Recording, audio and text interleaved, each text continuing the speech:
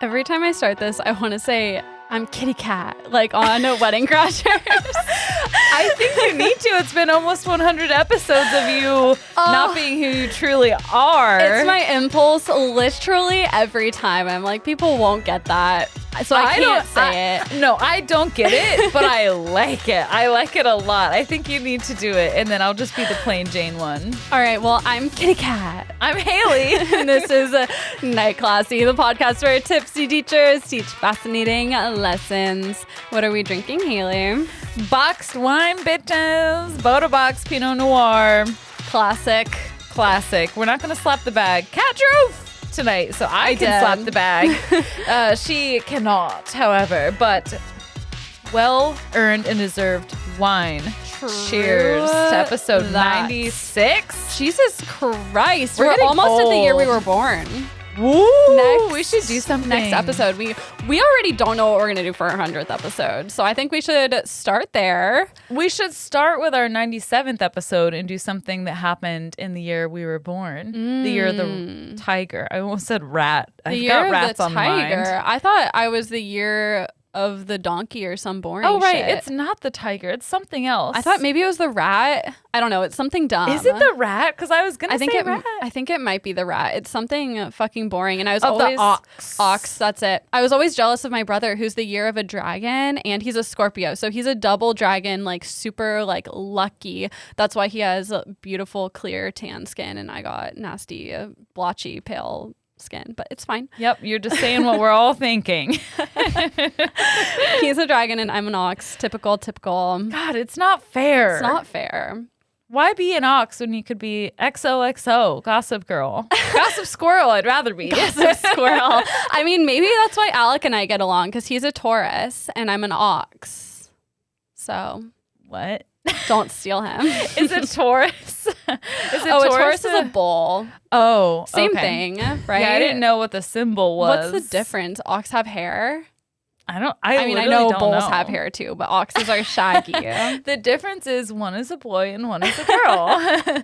It's kitty cat now. I think an ox is just a cow that works. Yeah, they're bigger and they pull. I'm pretending to be dumb. I know what an ox is and I know what a bull is. But I mean, I don't think it's a different species. They are. A bull is like a male cow, and an ox is like its own breed of thing.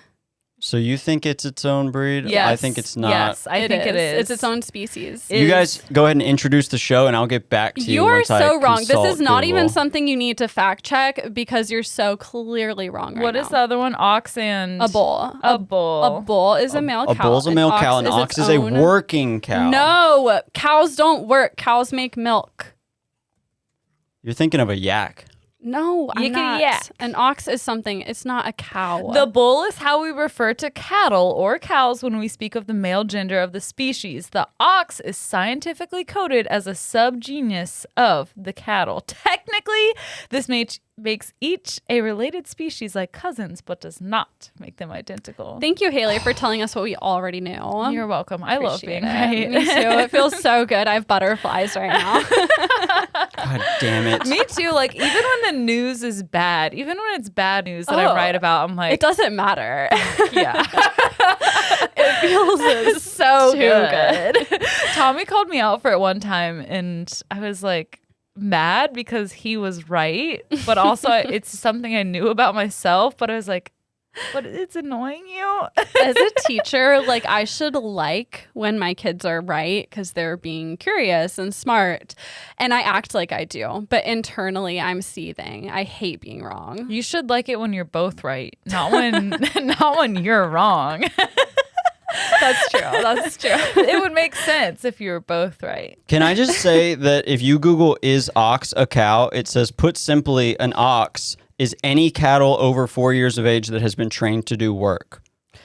Read it and weep. But they're cousins. That's like saying I have cousins with the same last name, and it's but like we're not the same. That's like colloquially, like it's a colloquial. Scientifically coded as a subgenus of the cattle. They have their own genes, man. They're different. They're built different. They're built different. Sorry, you're wrong.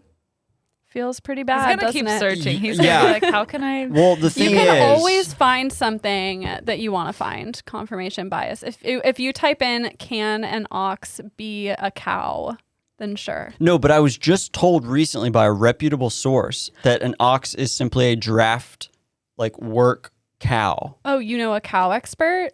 I think it was someone in Enumclaw, where they have Who? a statue of an ox. Well, Kat lived And that in Enumclaw statue of an for a ox while, does so- not look like a dairy cow or like a cow as you think of it. That oxes are huge and hairy. The guess they listeners don't are going to always have to write be in. married. They're going to be like, "Hey, hate to say it, Alex, right on this one." They're But not. that's not right. It's not. It's not right. We need to objectively do. not right. Welcome to our lesson today. An ox is not a draft cow. I'm going to go ahead and say it. Okay, Wikipedia of an ox. First thing, an ox, also known as a bullock, is a male bovine trained and used as a draft animal. and Oxen are commonly castrated male cattle. No. That's Wikipedia. Wrong. yeah, it's a subgenus of the cattle. Yeah. I'm just gonna keep repeating. This is from difference.net, and you're reading from Wikipedia, which anyone, including yourself, right now could edit. And net is, yeah. As we all know, net is the highest level of source. Isn't as we, it? as we learned in college. It's reputable, right? no, .net? it's like the least. I thought .com was the least. I thought .net was up there with .org, .edu. This is like. Never mind. We're all learning things. We've learned so much today. Can I just say what your No. argument is? No. Your argument, We're if done. we're I'm right. We're done. I'm right. We're done. You're saying a German Shepherd I is wanna not hear a it. dog. No, that's not the same. No. I'm saying a No, German no. Shepherd is a dog. And you're saying, no. A German Shepherd is a subtype of a dog. Oxen are a type of cattle, but cattle is different than a cow. Oh my God. Sure, an oxen is a type of cattle. Yes, it is. But like, I feel like a cow refers to a dairy cow. Like it's a cow, like how you picture it in the field. I thought the argument was if they're identical or not. Yeah, and they're not. They are. No. They're not. A German Shepherd is a dog. Also, originally, But a liger is not a tiger. hold on, hold up. Originally, your argument was that an ox and a bull are the same time, Same. but you just read to us from Wikipedia saying an ox is a castrated cow, in which it is not a bull, because bull means they're a stud, they can breed, they're not castrated. So when we right replay there, the tape, that's the difference. I said it's a cow that works. And it's not a cow because cows are female, for one, and oxen are. From the source you just read, it's a castrated male. So if anything, an oxen is to a bull as a gelding is to a stallion. Not the I love same. that the show has not even been introduced yet. It has been introduced. Yeah, we introduced Sorry, it, I was yeah. researching while you introduced it. Oh, so you weren't Not even very listening. well. I like it when we fight. I think the people This like is when we fun. fight. The people must, because they keep coming back. They're going to go to Google and be like, wow, Alex actually right on this one. No, they're not. If you go to Google and Alec is right, say nothing. But if you go to Google and we are right, say something. See something, say something. Say everything.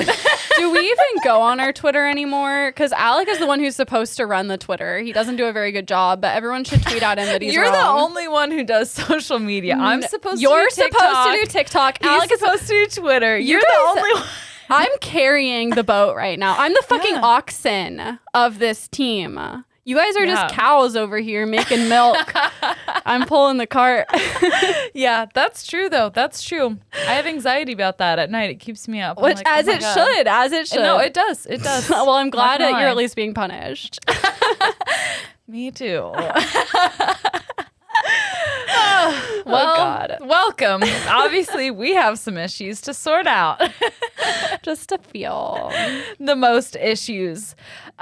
Before we get too far into it, I have a few shout outs actually. I have A more few? than one. I have two. So a couple Who's the shout outs. second one? Me for being right about the oxen Okay, then I have a Slash you. few. Shout out to Kat for being right about the oxen and running the Instagram. Pretty much everything else. Also, shout out to Dr. Dicey. We had our secret Krampus gift exchange with our Night Classy patrons, and she was my secret Krampus. Well, And- in that case, shout out Jasmine. She was my secret Krampus, and she knocked it out of the park. Wow, freaking copier.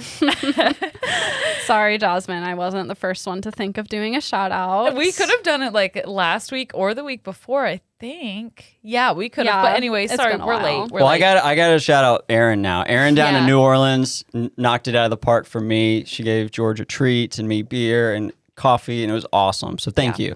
It was so much fun. And just thank you to all of our patrons. It was so fun to have a Night Classy Christmas. It was. A very Night Classy Christmas.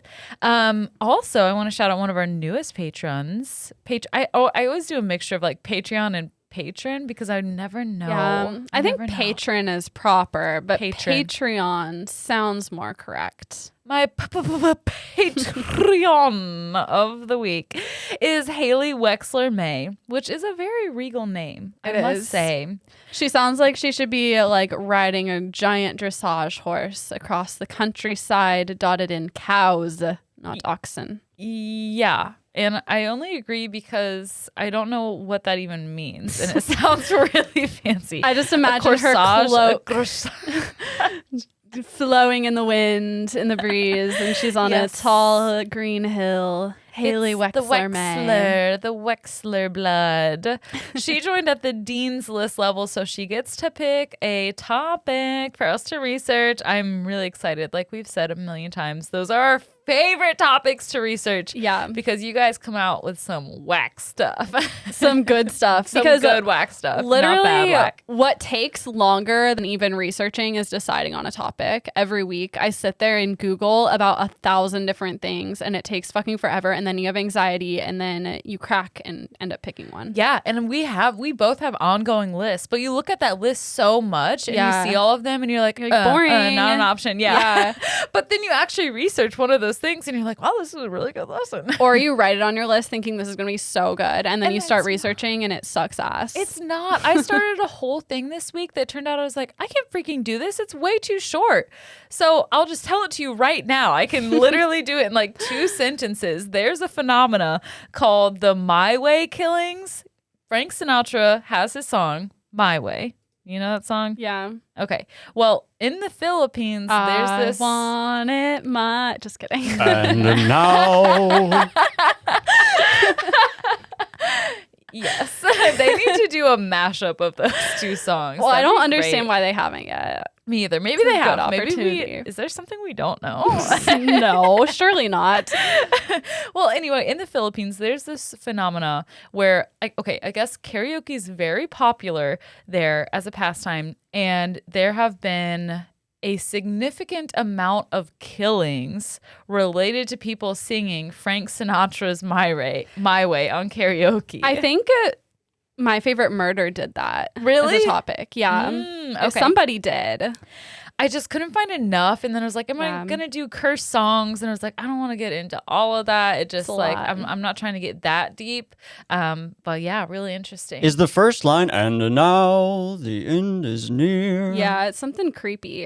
And so I take Yeah. final curtain. Mm-hmm. And people have said that the lyrics make people feel some kind of like supreme confidence almost. And if you're drunk and you're singing karaoke, and I guess there's karaoke etiquette that people kind of follow. And if you don't, and if you've been drinking, then sometimes you get stabbed when you're super confident from singing Frank Sinatra's My Way. I think we should stab everyone who likes doing karaoke, because I hate it and want to stab someone every time I get invited to do karaoke. As long as I've done karaoke twice. One was at Alex's bachelorette party, and I trained for months. I sang Amy Winehouse's what song was that?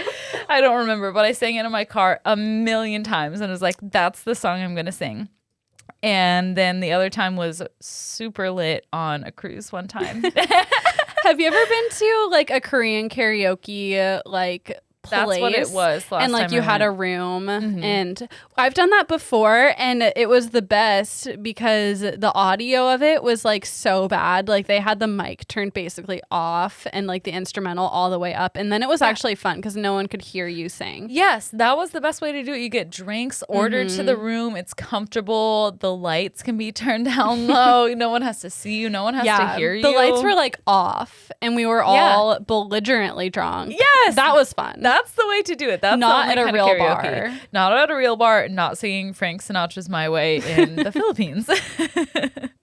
Have you heard that This American Life where they talk about My Way?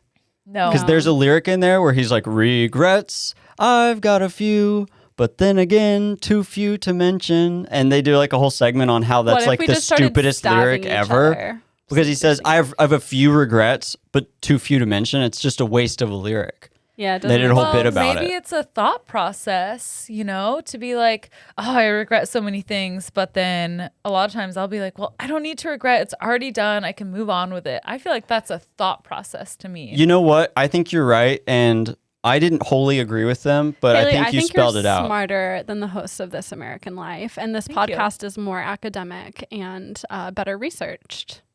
Yeah, and better funded because we're funded by the love of our listeners, which is 1,000 times more than the highly popular This American Life. Okay. Are we? Nice. Do That was a we? good Do we sound. shout out? Do we fully shout out Haley? She all done? Haley, you're awesome. Thank you so much. She did mention she lives in Denver, Colorado, which is one of my favorite cities of all time.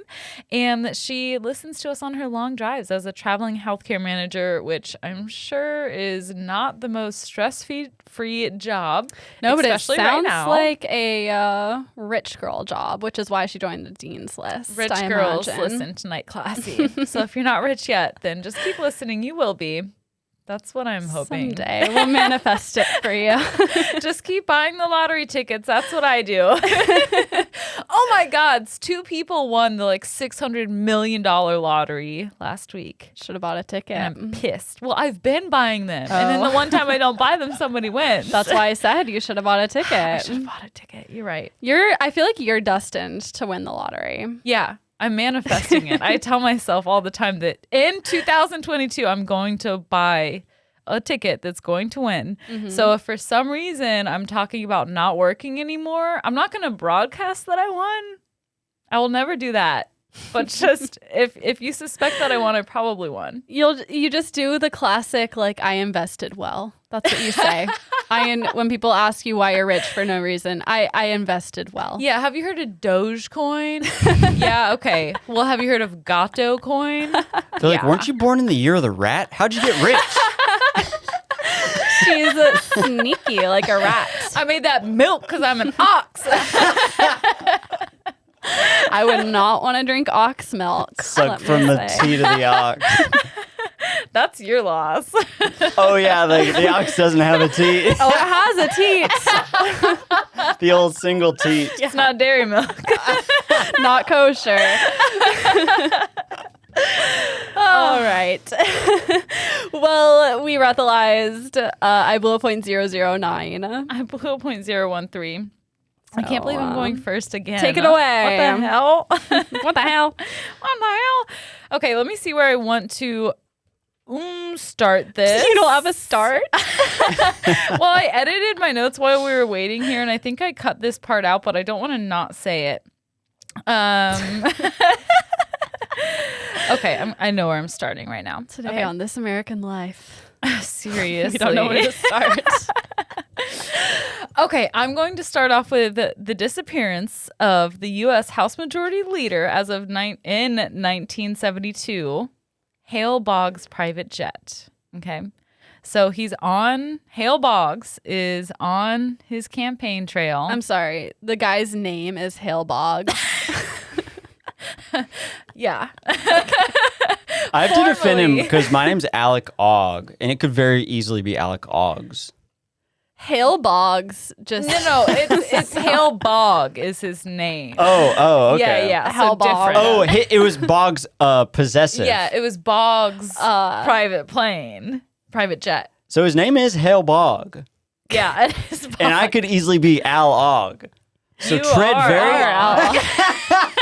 tread carefully. That's like on Alec and I's first date. We got drinks at our bar, and he goes to the bartender. She like asked him his name or something because she was flirting with him, and he goes, Did you fight her? "Yeah, I did." Good. And then he goes, my name is Alec Og, like a caveman. And I didn't really hear what he said. I didn't even know his last name when I was on this date with him. I guess I was not staying sexy and not getting murdered. But, and I didn't know, I was just very confused by that, but I never brought it up. What does that mean? Well, people don't know the origin of it. It's Scottish, but people are always like, that sounds like Og, like a caveman noise. Out So of context, it was very confusing. the But only didn't reason I care. say that is because people say it to me all the time. Okay. That's- You just like, you got to insult yourself before someone else does it for I you. don't think it's insulting. Like, isn't there a movie called The Ogs that's about cave people? The Crocs. The Flintstones. Oh, the Krogs. Or something. I don't know. I feel like it starts with a C. Oh, yeah. Sorry, the Flintstones. Or the Crudes. I think it's the Crudes. What am I thinking of? I don't know what the hell you're... I'm sorry I already derailed this. that was my fault. No. I like it. That's what I started doing. I kept saying, people ask me my last name's Madden, and they're like, oh, like the game, or like Steve Madden, or like the most popular one is John Madden. Rest in peace, my fake great uncle. Because so many people asked me and thought that I was related. So, I lied. Here I told can them I say was. Barnhart, like the lumber. I'm the heiress to the lumber fortune of Memphis. Got wood. Yeah. Because I'm an ox. Okay, back to Hale Boggs' private jet. He's on his campaign trail, and they get in his private jet. It's him and his advisor and some other guys. But his plane lost contact during this storm somewhere between Anchorage and Juneau on Juno. Juneau. Thank you. And it just completely disappeared. Nowhere to be found. So this huge search ensues. There were 50 civilian planes, 40 millicraft aircraft, and dozens of boats covering a search area of 32,000 square miles and more than 3,600 hours of search time. That's more than 150 days. The investigation ended 39 days after searching without any trace of the passengers or the plane. No wreckage was found, and they never found anything. It did prompt Congress to pass a law mandating the installation of emergency locator transmitters in all U.S. civil aircraft. But time went on. Hale Boggs' competitor, Don Young, the Republican, won the election, and everyone after that until 2008. It's crazy how Congress can pass something when one of their own goes missing. Bites the bullet. Yeah. Approximately 16,000 people have disappeared in the same region within the Alaska Triangle since 1988. Located in northern Alaska, this region is straight up wild and hasn't been completely explored by humans. Thanks a lot, treacherous mountains and tundra. Would you rather go missing in the Bermuda Triangle or the Alaskan Triangle? Definitely the Bermuda Triangle. I would die so quick, I feel like. In water, I would just be like, all I have to do is drown. But But then you have to like be taken by the mer people. I would love that. For me, that's a goal. Okay. But to die cold in a mountain, worried about like shapeshifters and or Ugh. bears and stuff. Shapeshifters. You don't know what's out there. That's what comes to mind. If I'm dying and there's snow around me, and if I'm dying in the wilderness and it's like straight up wild, There has to be a shapeshifter. Oh, you know, near. the classic Arctic animal, shapeshifter. Bigfoot. Heard of him? He's definitely a shapeshifter. Oh my God, National Geographic's new They need to issue get on on this. Arctic shapeshifters. They need to be protected, honestly. Just like the federally designated wilderness, we need to have protected shapeshifters. Fair enough. Today we're learning about the Alaska Triangle. Which one would you rather die in, the Bermuda or the Alaska Triangle? Probably Bermuda, because at least I'd be warm. Yeah. That's what I'm saying. But I am curious about the shapeshifters now and the Bigfoots. We'll freaking talk about it, okay? Okay. So it makes a shape that is a triangle. It's nestled between... I don't know why Juno? I'm laughing so much. I'm sorry. No, I was with Theon. So it is a shape of a There's a triangle. triangle. Just to confirm, we're not working with a rhombus, not a trapezoid, not a square. It is a triangle. It has 3 sides and 3 points. Let's start with the basics. It is a triangle. It has 3 Confirmed. sides. But is it isosceles? Is it right? I don't know. Okay, I don't know. Don't ask me Obtuse. these things. It is obtuse for sure. 100% obtuse. So here's a picture. Oh, yes, it is. It is obtuse. I'm glad yes. I remembered that. Yes, there's no 90 degree in there. It's almost 90 degree. But it is nestled between, it goes to Anchorage, to Juneau, to Barrow in Alaska. So she thick. Back to my notes, as I was saying, if I can even find my notes. In the last 40 years, people have gone missing in this region like it's on trend, I guess you would say. Every 4 out of 1,000 individuals have vanished, and that's nearly 2 times the national average. Wait, how many people? 4 out of 1,000, which doesn't sound like a lot. But that's 2 times the national average. And I think it's however many people like go into this region or are in it, like living in it. So every 4 out of 1,000. I went to school with 1,000 people. If 4 people just up and vanish, I'd be like, what the fuck? Oh, yeah. No, that's high. Yeah. Or no, I went to school with 2,000. 2,000 people? Yeah, 2,000. Yeah. I had misheard it not as a percentage, but like 1,000 people went in and 4 came out. 4 did not come out.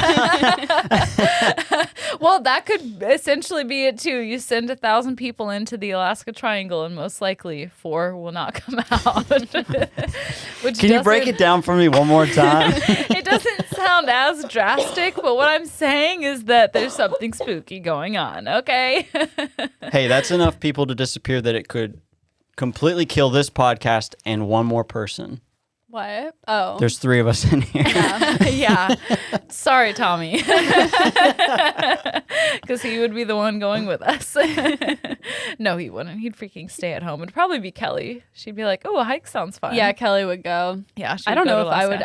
I'm kind of scared of Alaska. I want to go to Alaska, but not like the wilderness. What else is in Alaska? I want to go to the biggest city they have. Juneau. So like Juneau. That's what I want to do. I also want to do some whale watching. Janu. Yeah, whale Shut watching up. would be cool. I want to be where the Janu is. They do like Alaskan cruises out of the port of Seattle, and I've always wanted to get on one. They go up to Alaska and go whale watching, and We should. Yeah. But also whales are kind of scary to whales me. are They're so fucking big. scary They're as so hell. big. Actually, yeah, scratch that. I don't know why I said I want to go whale watching. I 'Cause want I've to never wanted that. see it on YouTube. Yeah. I don't want to be anywhere near a whale in the water. I like seeing dolphins. Yeah, Those are dolphins fine. are cool. They're sweet. Sometimes I get a wild hair and I'll YouTube like really disturbing things like worst tornadoes or like biggest massacre waves, like things like that. I want to see. I want to see it on YouTube and experience the fear I feel through the screen, but I don't want to be there. You know, I should get some virtual reality goggles and do that and just. That sounds horrible. I went to like an IMAX showing one time. It was called like The Deep Blue or something, and it was about whales. Yes. And there were giant ass whales. Did you see that too? Yes, I did. It was like in 2015 it came out, and it was horrible. I think I fell asleep. I also fell asleep during the Great March. I think So the penguin one. March of the Penguins. Yeah, that's the thing I would do when I was a kid. You know, I'd fall asleep on purpose if people forced me to watch movies or anything people forced me to watch. I was going to fall asleep on purpose. And my grandma, God bless her heart, she took me to this penguin movie in IMAX, and it was this whole day. And I was like, I'm going to go to That sleep. penguin movie was so fucking depressing. I know. wish I could scrub my brain of it. From what I remember of it, I was really sad. The Wasn't there an egg babies- that doesn't hatch or The something? egg, yeah, the parents like carry around this egg, and then like it gets dropped in the cold and the baby dies, and then all the babies like are getting eaten and cold, and then there's like a scene in it where they literally film one getting eaten by a freaking what are those called? Seal? Birds. Some kind of white seal, Arctic seal. Arctic seal. That sounds right. Sea Eating lion. it. Sea lion. Oh yeah, it's a sea lion, Yeah. and it has a scary teeth. Yeah, their teeth are intimidating. I hate it. Like even more intimidating than a walrus, because a walrus, you know what you're getting into. Yeah. I think it's a leopard seal. leopard seal. Or an elephant. Oh yeah, That those are sounds Seal. correct. freaking mean. Elephant seals aren't scary. Have you seen one of those things? They're so ugly. I don't even know what that They're is. huge. They're huge, and they've got like a fleshy like elephant trunk. Really? Yeah, they're Ew. whack. Dang. How I'm surprised every time there's an animal I haven't heard of. Look up male elephant seal. Look at how big that thing is. and look at how its Whoa. nose. Look at how its nose like goes over its mouth. Oh wow, yeah. It's like when it's up on its, I don't want to say hind legs, but it's hind. Its hind part. It's like the size of a man and a half. Yeah. And that looks like a tall dude, but I guess he could be short. What if he's just like an elf? the trickery? 'Tis the trickery that pleases me. I'll try to pull this up on YouTube Yeah. for the gang to see it. Sounds good. Look up a different picture because I feel like in that picture you can't fully appreciate its snout. Okay. Anyway, Yeah, sorry. continue on. While you do that, I'm going to tell you about a few more instances of disappearances in the Alaska Triangle. One of the largest instances of a disappearance of U.S. military personnel surprisingly didn't happen during wartime. It actually happened in the Alaska Triangle. A C-54 Skymaster was carrying about 40 Air Force servicemen and 2 civilians, Miss Joyce Espy and her infant son, Victor. Rest in peace. Spoiler alert. They planned on leaving in the morning in January of 1950, but had to stay behind for some repairs. They ended up leaving a few hours later around 1 p.m. from Anchorage, and they were en route to Great Falls, Montana. But the plane was like, you're not the only one taking a Great Fall. The flight should have taken 8 hours as they crossed some of the most rugged terrain in North America. The weather was super cold, reaching negative 25 degrees Fahrenheit No. on the ground in No. some places. Immediate no. Immediate no. No. I used to nanny for a family that was from, I think, Anchorage, Alaska. And they were talking about how like it got so cold there at certain times of year that like you didn't go outside. Like they had like underground tunnels and stuff, and you'd like get in your car and go places. That is so cool. underground. Underground in the car, not Yeah. walking? Like under the tunnel. And maybe I wasn't Whoa. listening, but and like am not remembering this correctly, but I think she said that. But they definitely have underground tunnels. I definitely. I'm gonna go ahead and say definitely. Because I need to know if I'm going to Alaska. Here's what I know about Alaska. There's a triangle there where bad things happen. Mm-hmm. It's not Juneau, it's Juneau. There are whales. It's very cold. Yes. And Iditarod. That's what I know. It's next to Canada, and you can see Russia from there. Those are all the important things. Yes, the main points you want to hit about Alaska. Okay, so it was just a normal day in Alaska. There was, just a little freezing temperatures. But the C-54 was flying along what's called the Airway Amber 2. It's an air route that was established during World War II, and it just follows the Alaska Highway. So it's a very easy, straight shot. And in the 1950s, the route had a radio station and an emergency landing strip every 100 miles. Back then, it was standard procedure for the aircrafts to check in to the radio stations every time they hit one. So every 100 miles, they're checking in. 2 hours after taking off, though, the C-54 makes their regular check-in call to report they were flying over a small town in Yukon and that they should be at the next check-in in the next 30 minutes. They were never heard from again, though. There were no emergency calls. There was no check-in. They never arrived in Great Falls, Montana. When they never arrived, after a few hours, they're like, something must be up. So they start looking for them. An operation called Operation Mike, which was named after the first lieutenant on the aircraft, Mike Tissick, was launched. I thought that was cool. I'd like to have an operation named after me. Not if you're dead. When the mer people take me down under. When I murder you, I'll be sure to call it Operation Hayley. Murder me. Don't call it Operation Hayley. Call it something cooler, but like after me. You just said you... There's a difference. There's a difference. Because I think my name is really plain. Hayley, like, it's like, whatever. There's unlike like a million Mike, other girls. the most unique name in the world. Right. It's an inspiration. It's like when you're inspired by something, you're not going to do the exact same thing. You're going to do your own version. So maybe something like Operation... Holly Sancha. Yes. Operation Junior Mint Lover 42069. I don't know. Hadana Rockefeller. I forgot about that one.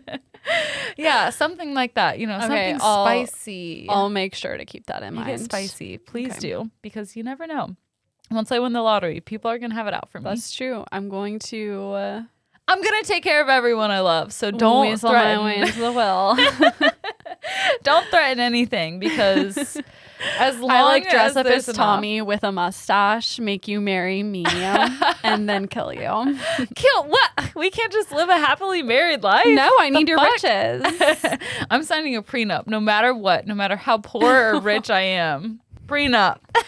I'm gonna do like a reverse on freaking Tommy. What if your spouse gets rich though, and then you're fucked? Well, yeah, I don't plan on divorcing. Well, like it happens. It does happen, but it's only fair. The prenup protects both people, whoever is rich or not rich. It protects the rich person a little more. I feel like within a prenup, you can write in what the agreements would be if you get divorced. You should have a prenup. So you should get a prenup while you're in love so that if and when you do get divorced, you're getting that 50% because he signed that when you were still in love. Totally. But I'm just looking at Alec and I'm like, who's more likely to be the rich one?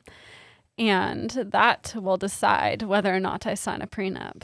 Oh my gosh. Everyone should get a prenup. I'm going to be the rich one and I'm just going to give you guys my money. Okay. Not all of it, but like enough.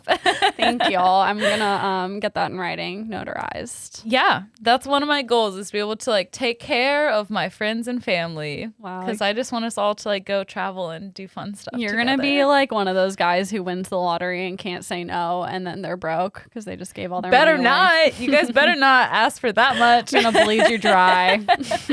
I'm going to put up a ton of advertisements for Night Classy and that will take off. And then I'm going to invest in Parasaur and get you a big office. Oh, nice. Anyway, back to Operation Mike. The search party was humongous. Hordes of U.S. aircraft and troops were already in Alaska for a joint U.S./Canadian military exercise called Exercise Sweetbriar. 85 United States and Canadian aircraft joined together to search for this missing jet. 7,000 men searched on the ground. So they're just covering this area like crazy. They couldn't believe that this massive aircraft could just vanish. But that seemed to be the case. There was no radar coverage in the area to give any clues and no trace of this missing aircraft, its crew, or any survivors was ever found. During the search, 3 more aircraft crashed. Thankfully, they were able to recover the wreckage of those crashes and no one died. But 3 more aircraft. That's crazy. The search went on for a couple of weeks until the Air Force had better things to do, aka they lost a nuclear bomb in a little drill and they had to go find that. Thankfully, it wasn't like active, but it was like, we need to find this right now. So they, what is it called? They were like, okay, peace out. We can't search for this crash anymore, what we're assuming is a crash. The next of kin were notified. Everyone in the crash was presumed dead, and after 70 years now, we still don't know. There are some theories around this crash. The terrain was really crazy, but an aircraft of that size is supposed to always have a readily identifiable crash site, just in case. I'm talking crazy. I've had like 1 glass of wine, not even, and I'm lit. Anyway, some people theorize that it crashed or attempted a landing on a frozen lake and dropped through the ice and then it froze over. But none of the lakes in this area are super deep, for one, and no one has ever reported in 70 years any debris washing up, and there have been no fuel or oil leaks coming up to the surface. Do people like go out there? Because I mean, if it's just like straight up wilderness, no one's out there to report it. I guess there are enough people out there for it to be a significant amount of people missing. Well, I guess. But you have a good point. What is there to report if there's no one to see it? Yeah. I'm not sure. There's also a theory that the aircraft flew off course and crashed into the ocean, but there were no radio messages ever received from the plane, and they should have picked that up if there were any radio messages. So it seems that sometime in that 30 minutes between their scheduled check-ins, something happened, and no one can find them to this day. In 2012, there was even a search of the people, the loved ones whose family members died in that crash, we're assuming anyway. They funded a search using modern technology to try and find the crash site, and nothing came of it again. Another instance in the Alaska Triangle is the 1986 Japan Airline Flight 1628. It's just flying in the air, doing its thing, when the pilot saw 3 unidentified aerial phenomena in the horizon. And he didn't think anything of it. He assumed that it was military aircraft, so they kept going. But things got weird when he noticed that the objects were keeping perfect pace with him, but also they were moving erratically kind of around them and ended up following their every move through the air for just under an hour. And not only were they being followed, but these UFOs were emitting bursts of light the entire time they were following. That's so weird. I was just listening to a podcast where they were reading people's like paranormal stories, and one of them, I can't remember what podcast it was, but they were like driving through somewhere in California, like through a cornfield, and there were unidentified flying objects around them, and they're basically doing exactly what you just described. Ew. Like keeping up with the car's exact movements and flashing light. That makes me think that maybe it's like flashers in your eyes, you know? But if multiple people experience it, then it couldn't be. Because that was my initial like skepticism trying to explain it away. But that's weird. I wonder, I'm sure there are more documented instances where it's this weird pacing thing that's blinking at you. Ooh. You're getting pulled over by the alien police. Honestly, I'd rather see an alien than get pulled over. Yeah, me too. Yeah. Yeah, 100%. You don't have to pay an alien a ticket. I got pulled over. Well, Tommy got pulled over in my car, and I was with him because my tags were expired for like 2 months because It was more than 2 months. it was 3 months. Yeah, because September to December is 3 months because depression because of a lot of reasons, including just putting things off. Including, just not you wanting to. Because you don't want to deal with them and you don't have the mental energy to do that and a bunch of other things, which Like TikTok. happens. Yeah, like TikTok, like research this weekend. It's great. I can't wait for winter to be over. Yes. But anyway, it was so terrifying. And I recognize my privilege as a white person in America. I'm sure it is. I know it's a much different experience for Black people and people of color to get pulled over. But even as a white person who probably doesn't have, I'd say, as much fear of police violence, to be like, oh, fuck, I'm getting pulled over. It is scary. This is scary. Mm-hmm. Who knows what's going to happen? Anyway, so they have these weird UFOs emitting bursts of light. Nothing happened to the aircraft. They didn't crash or anything like that. But the crew made an official report to the Federal Aviation Administration, and the statements made by the crew were verified by both civilian and military radar. So let's move on to theories. Number one, obviously aliens. It's got to be aliens. But I have a few other ones as well. Number two, a lot of people theorize that it could be massive swirling energy vortexes. Have you heard of this? It sounds made up. It sounds made up. There's no scientific proof that these exist. It is made up. Whoa. We can't say we believe in ghosts and completely That's true. throw That's swirling true. energy vortexes out I the window. believe in energy vortexes. But are they real? Who knows? Is it like a spirit wormhole type thing? Like you can get spirited away through an energy vortex somewhere else? No, it's Okay. not like that. So they are these energy centers that are, they think that sometimes human emotions can be affected by them, but basically it's this vortex of energy that also is impacted or created by the magnetic field. Because as we'll get to in a second, the magnetic field in this area is kind of crazy. A vortex going clockwise apparently creates positive effects on human emotions and sometimes behaviors, but a counterclockwise rotation creates a negative energy. So positive vortexes are said to exist in the Egyptian pyramids, Stonehenge, and the Sedona Desert, and other sacred temples and cathedrals around the world. While negative vortexes, which spiral downward and create this draining energy, are thought to cause depression, nightmares, disorientation, confusion, and visual and audio hallucinations, such as places like the Bermuda Triangle, the Japan Devil Sea, and Easter Island. So they think maybe the Alaska Triangle has a negative energy vortex and brings things physically and mentally down. Why is Easter Island negative? I don't know. That's a good question. Everyone there disappeared. What? It used to be a thriving civilization, and when it was discovered, there's no one there. Yeah.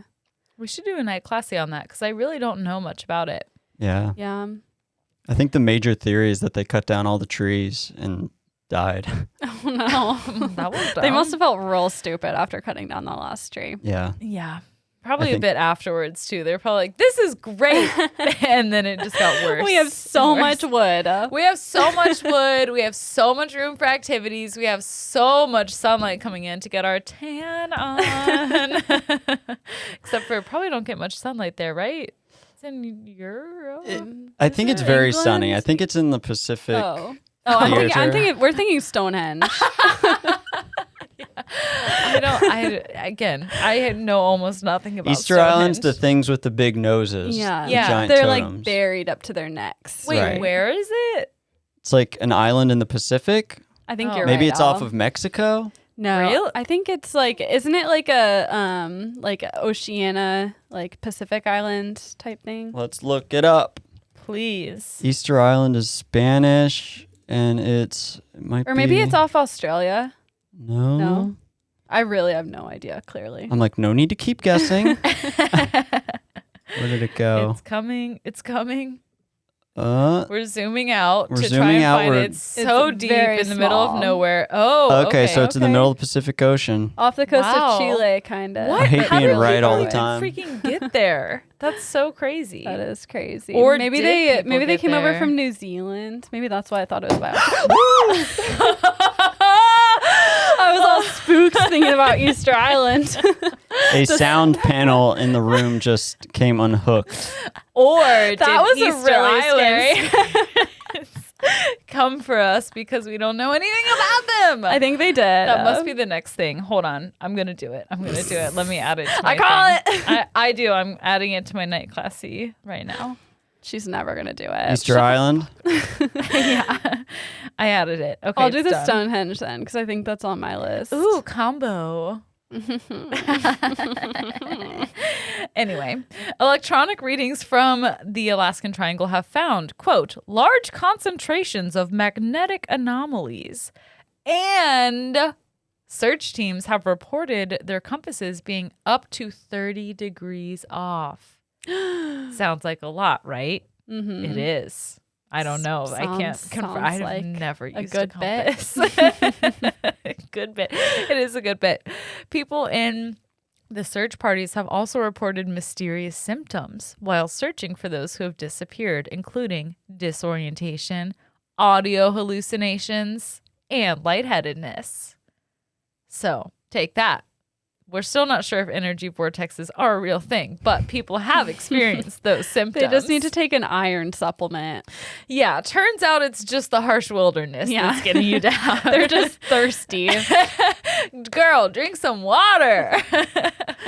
Another theory is that the indigenous people of Canada and Alaska, I don't know how to pronounce this. I am so sorry. It's spelled Tlingit. Tlingit? I don't know. I don't know either. But they have their own ideas and have for a very long time about why people keep disappearing in the Alaska Triangle. They believe that and this is going to sound crazy, they believe that some otters are shapeshifters that look like men. Mm-hmm. And these shapeshifters are called Kushtaka.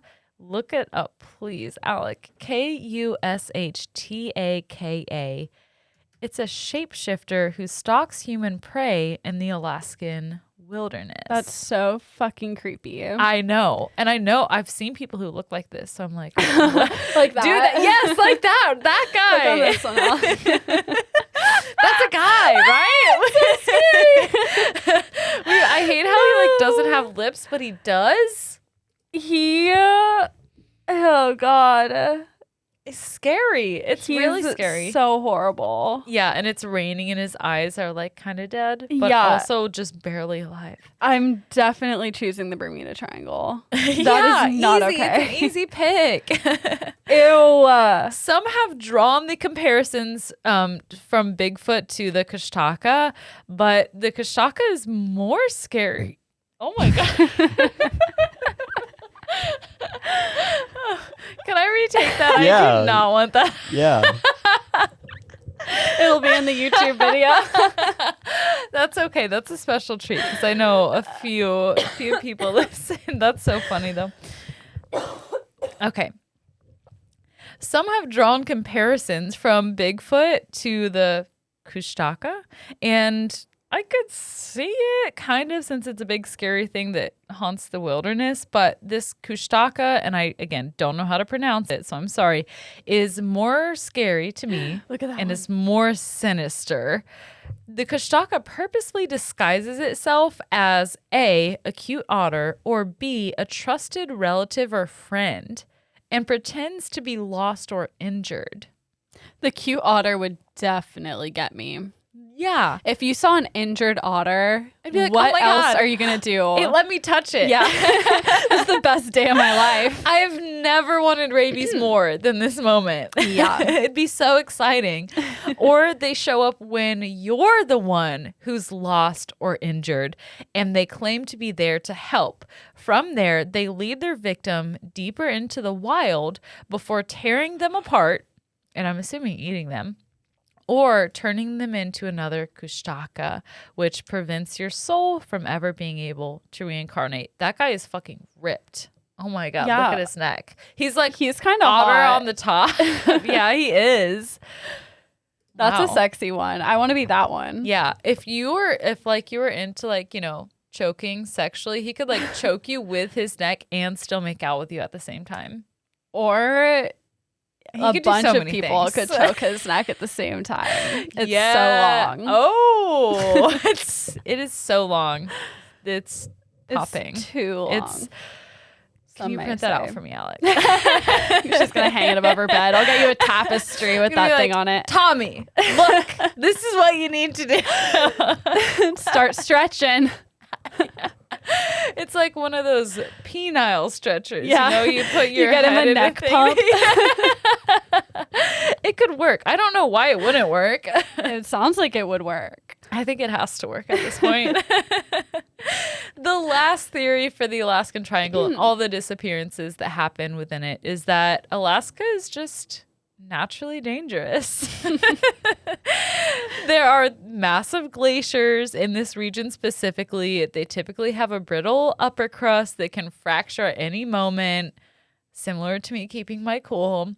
But when the glacier cracks open, it creates this huge crevice that goes all the way down to the bottom. And we've all seen the poster about the glacier and there's water and there's only so much up here, but she's thick on the bottom, so it goes way down. That's you an know? iceberg. You're right. Damn it, Alec, you made me say the thing I hate saying the most. You hate that word? No, I'm just kidding. Oh. I hate She being hates- wrong. Yeah, she hates saying you're right. But isn't an iceberg born from a glacier? Yes. Yeah, Thank they, you. Yeah, they may fall off of glaciers. In Art, a way. isn't it an ox? A bison. The iceberg is the German Shepherd. I don't understand anything. Yeah, it's broken off from a glacier. You were right. Thank you. And glaciers, Wow. like a good majority of a glacier is probably underwater. So That's that makes right. the metaphor even more correct. Well, aren't glaciers on land? No. Or I think they maybe. can be Yeah, a probably. little bit of both. Yeah. Boy, we're uncovering a lot tonight. Wow. You guys, we are so smart. You're so smart. So curious. Such curious minds. I know. And the fact that we actually take the time to Google or have Alec Google I for know. us. It's It's impressive. just because he wants us to be wrong. If he thought we were right, there's No. no way he'd be Googling right now. No, he's always Googling. Glaciers form only on land. Dang. So it's So in a way, semantics, Yeah. really. Semantics don't matter. Isn't it crazy that it's just snow that never melted, just packing on itself Yeah. century after century? And That's crazy. now they are melting because climate change and a ton of artifacts and people that they've swallowed up over time are being exposed. Like, remember Utsi from the underwear episode? yeah. He was in that frozen freaking glacier iceberg. Who knows Crazy. which one? Yeah. Who it's knows what crazy. else we'll find? Maybe we'll find a fully just like freezer burned T-Rex and we can clone Ooh. it. Yeah, God, I freaking hope so. Or some mozzarella sticks. That would be Oh. good too. Or a I want some kushtanga. What's that? Is The otter man. I don't think Oh, that's what the it is. kushtaka. Kushtaka. The What's a kushtanda. kushtanda? That sounds like some fancy bread, like some Ooh. naan with some like sauce on it, maybe. Oh my God, I could eat some naan right now. Me too. I'm Oh my so God. hungry. I keep trying to get Tommy to buy me Indian food, but he won't do it. He has a new fancy job. He hasn't should be gotten paid buying yet. you. Okay. He hasn't gotten paid when yet. he gets paid, then he's buying He has you to buy India me Palace everything. forever. I'm quitting my job when he gets paid. You're like, I'm now a stay-at-home mom. Oh, you have kids? No. No, I won the lottery. Yeah. In a way. The state-sponsored lottery? No.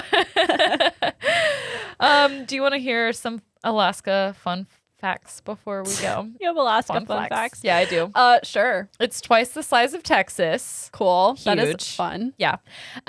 It houses over half of the nation's federally designated wilderness. Wow. So it's very feral. It has over 100,000 glaciers. Wow. Which is a lot. And they I'd are say. on land. They are on land. They're not icebergs. They're different. Look it up. It has over 3 million lakes. Whoa. Like, land of the lake should not be butter. It should be Alaska. A ton of people. Never mind. You know the land of the lakes is Minnesota. I thought it was just the butter. The butter's named after Minnesota. But you were comparing Alaska to it, so I thought for sure you were going to say Minnesota, but then you said butter. I thought Land of Lakes was Michigan, if anything. That makes more sense to me. Yeah. Minnesota has lakes because of glaciers. What? That's crazy. Love it. So And crazy. there's apparently a whole show about the Alaska Triangle right now on Discovery Plus. Haven't watched it yet, so none of my research is from there. But it is from a Travel Channel article by Maggie Miller, Travel.com, WarHistoryOnline.com by Steve McGregor, Politico.com article by Andrew Glass, and LegendsOfAmerica.com. Wow. Thank you. Thank Thank you. That's all. That was fun. Thank you. You're welcome. Let's hear a word from our sponsors. This episode is sponsored by BetterHelp. You all, I cannot tell you how valuable therapy has been to me and my experience as a human. We all struggle with things, and there was a time when I thought I was the only one who was struggling. Thank goodness for therapy, because I realized I'm not, and I realized that there is a way to feel better. Without a healthy mind, being truly happy and at peace is hard. The good news is therapy works. But what is therapy? Exactly. It's whatever you want it to be. Maybe you're not feeling motivated right now and you would like some tools to help, or maybe you're feeling insecure in relationships or at work, not dealing with stress. Whatever you need, it's time to stop being ashamed of normal human struggles and start feeling better, because you deserve to be happy. And now you don't have to worry about finding an in-person therapist near you to help. BetterHelp is customized online therapy that offers video, phone, and even live chat sessions with your therapist, so you don't have to see anyone on camera if you don't want to. It's much more affordable than in-person therapy, and you can start communicating with your therapist in under 48 hours. Join the millions of people who are seeing what online therapy is really about. It's always a good time to invest in yourself, because you are your greatest asset. And special offer to Night Classy listeners, you can get 10% off your first month of professional therapy at betterhelp.com/classy. That's betterhelp.com/classy. Thanks again to BetterHelp for sponsoring this Night Classy episode. All right. Hello. Hey. Hey. How you doing? Good. So now's your chance to be right. What do you think people used before toilet paper? Oh God, cat. Just guess. Maybe fur? Okay, sure. Fur is on the list. Fur, leaves. Leaves. I good think one. specifically they use those like rabbit's fur leaves. Have you ever seen those like Oh. really soft Yeah. plants? Mhm. Yeah. Those I would think probably they be a good one. that's what I would use. That's what I would I'm want to saying. use too. That's what I pretended to use when I used to pretend to be an Amish woman. So growing up. you'd pretend to wipe your butt. when No, you're I was playing? just like, that's what I knew. That like when I was in the mindset of playing, that I was like, that is toilet paper. I had everything figured out. You know, I'm a planner. It eases my anxiety to know. I mean, that sounds like a really good idea. And like the answer to this is all of the above and more. Like really whatever was around you, whatever you had, if you wiped it all. We don't want no dingleberries. No. So, I mean, to name a few, we have stones, seashells, animal furs, leaves, straw, hay, moss, Or like just splashing yourself with water or That's snow. the way to go. Yes. Bidets need to be the thing. I in know. The US. I see your bidet and I'm like, I need to get a bidet. You So do. it's on the list. For most of human history, we did not have bidets. We did not have toilet paper. There was not a designated tool for cleaning up after yourself. You used whatever You need to do to Yes. get it done. Do it. do it. Though the earliest actual tool that we do know that was used for this is the xylospongium or the tersorium of ancient Rome. Ah, yes. The tersorium. Tersorium literally translates to wiping thing. So it was made Well, to there wipe. you go. There you go.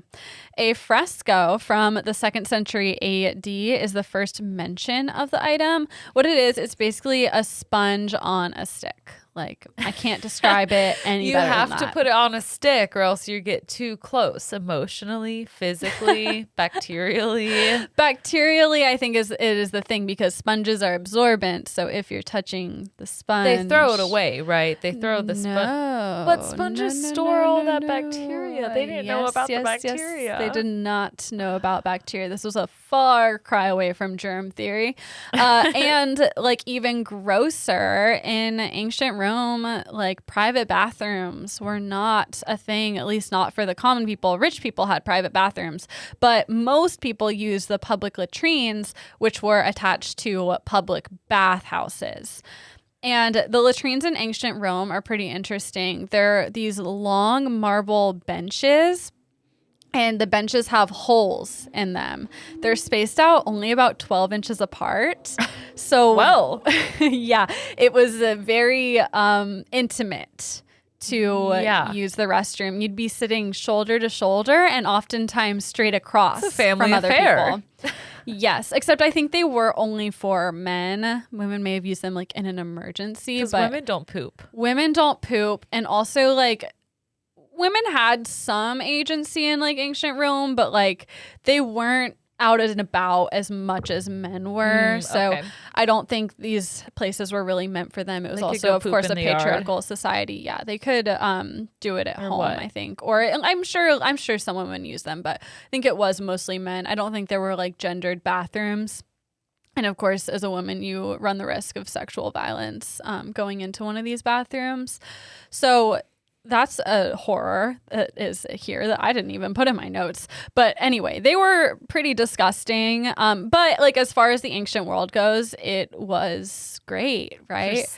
Pristine. Like you'd sit on this bench and they had running water in their bathroom. So underneath this bench, there was running water. And so you do your business and then the water would take your waste out of the city. Take me away. My secret place. A sweet escape. Take me away. You've heard of Elf on a Shelf, but have you heard of Ancient Roman on a Bench? No. So I wish I could have made that rhyme. I know. Sorry. I was trying to. That's why I was like, because I was trying to think of a rhyme. No, there's nothing good that I can think of. There's Yeah. so many people yelling right now. Wench on a bench, but I feel like that's been done, and we just said that like women weren't really in there. Yeah, not a Um, wench. I don't know. A turd amongst the herd. A turd in a herd. So these are shared bathrooms, and therefore the tersorium was also shared. What? Yeah. So after No. use, it was dipped in a second gutter. So there was this gutter of flowing water under the bench, and then there's another usually gutter of flowing water like in front of the bench. And I think you could also rinse off your hands in there if you wanted to. And you dip the tersorium in there to clean it off. And not every latrine was equipped with this second current of clean water. So if it didn't have one of those, there'd typically be a bucket full of salt water or vinegar, and you could dip that thing in there and clean it off. As a preschool teacher, I'm getting triggered thinking about potty training in this situation. I don't think I feel like in this situation you don't potty train kids. Like Yeah, they just and like I you get just wait that. until you can explain to them to go to the bathroom. I get that, but it's just making me upset. Yeah. Imagine like having to take a toddler into one of these places and cleaning them with a dirty poop sponge. Yeah, because just yesterday, I had a kindergartner with me who was just with our class for the day yesterday, and she put her hands in the toilet. I'm like, why though? Why did you do Kindergarten's that? too old for that shit. I'm Why sorry. did This you is do why that? I'm not a kindergarten teacher. When I'm talking about my cool exterior cracking, it didn't crack in that moment, thankfully. But It I cracked was when like, she got home. I looked at her and I told her, I was like, just why? Just can you not, please? Anyway, that's why I drank. Yeah, that's why I would drink too. My kids just do other fun things. Like today, there was someone in the bathroom moaning, thinking it was really funny during class. I had my door open because they were fixing my heater, so it was hot as the devil's balls in my room. Yep. And someone was in the bathroom moaning, and it was so funny to everyone like except middle for me. schoolers do. Yeah. He was actually a 9th grader, so he should have known better. Yeah. Well, no, they never do. No, they don't. Anyway. So like obviously rinsing a poopy sponge in essentially plain water does not kill bacteria. It's not a great method. I'm so freaked out by this. I remember in elementary school thinking like, can I use the same loofah over and over again? You're really not supposed to. Like they get bacteria in them. Yeah, you got to switch those suckers out on a pretty constant basis. It's not good for the environment. I want to get one of those like biodegradable loofahs. Yeah, I've never heard of that. It's like the actual like a loofah is like a sea sponge. So you can get like organic matter loofahs. Need to do that because I'm not about the bar of soap life. Alec has tried to talk me into Hell it. no. Wait. Tried to talk you into it. Yeah, you were the one telling me about the dangers of loofahs. Oh, yeah, I was talking about the dangers of loofahs, but in no way did that mean I was pro bar of soap. So what's the liquid alternative? soap in your hands or like a washcloth? Maybe a washcloth, a one-use washcloth. What about, did you guys ever have those bars of soap when you were a kid that were encompassed in like in the loofah? In the loofah? Yeah, like that defeats the purpose of it's a transitional item. It's something to tide you over. This is my comfort loofah.